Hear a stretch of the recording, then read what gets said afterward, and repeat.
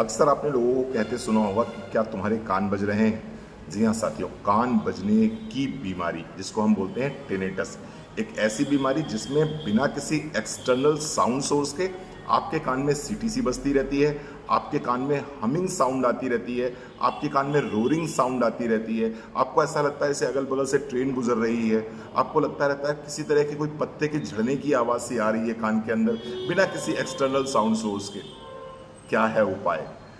आयुर्वेद में ये माना जाता है कि इस बीमारी को हम वात और कफ दोष से जोड़ के देखते हैं। तो वात बिगड़ा होगा, कफ बिगड़ा होगा, तभी इस तरह की बीमारी होगी।